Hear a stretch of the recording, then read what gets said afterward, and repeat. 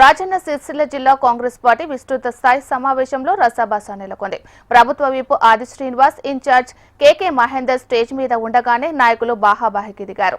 PCC అధికారి ప్రతినిధి చీటీ ఉమేష్ రావు మాట్లాడుతుండగా వేదిక ముందుకు దూసుకువచ్చిన కాంగ్రెస్ పార్టీ నాయకులు ఎన్నడూ పార్టీ కోసం పనిచేయని చీటీ ఉమేష్ రావు వేదిక నుంచి దిగిపోవాలని ఆందోళనకి దిగారు.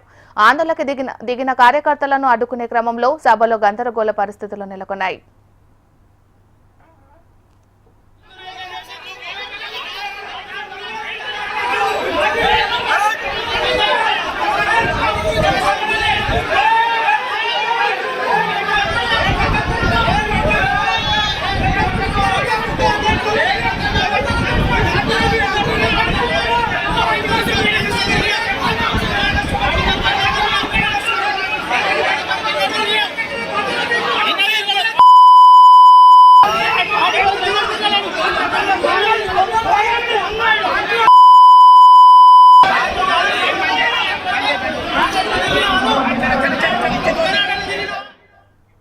రాజన్న సిరిసిల్ల జిల్లా కాంగ్రెస్ పార్టీ విస్తృత స్థాయి సమావేశంలో రసాబస నెలకొంది.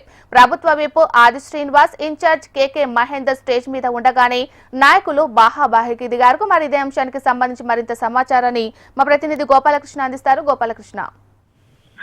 మీనాక్షి, ఉమ్మడి కరీంనగర్ జిల్లాలో జిల్లాల వారీగా జరుగుతున్నటువంటి కాంగ్రెస్ పార్టీ విస్తృత స్థాయి సమావేశంలో రెండో రోజు గందరగోళం నెలకొంది. నిన్న కరీంనగర్ జిల్లా కేంద్రంలో జరిగిన సమావేశంలోనూ ఇలాగే వర్గ విభేదాలు బయటపడ్డాయి. ఈ రోజు సిరిసిల్ల జిల్లా కేంద్రంలో ఏర్పాటు చేసిన సమావేశంలోనూ అదే పరిస్థితి కనిపించింది. రెండో రోజు కూడా కాంగ్రెస్ నాయకుల మధ్య ఉన్నటువంటి విభేదాలు స్పష్టమయ్యాయి.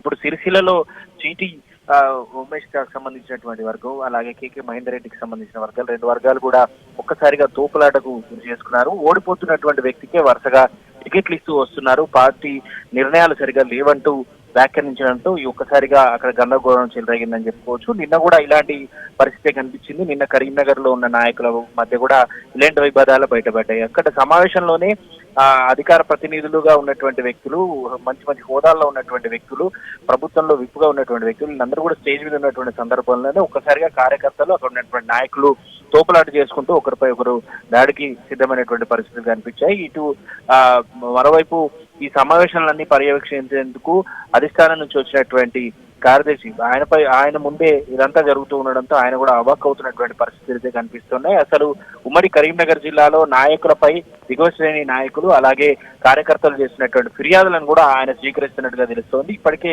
ఉమ్మడి కరీంనగర్ జిల్లాకు సంబంధించినటువంటి ఓ మంత్రి కరీంనగర్ లో ఉన్నటువంటి నాయకులు ఫిర్యాదు చేసినట్టుగా మనకున్న సమాచారం. Right, thank you Gopalakrishna.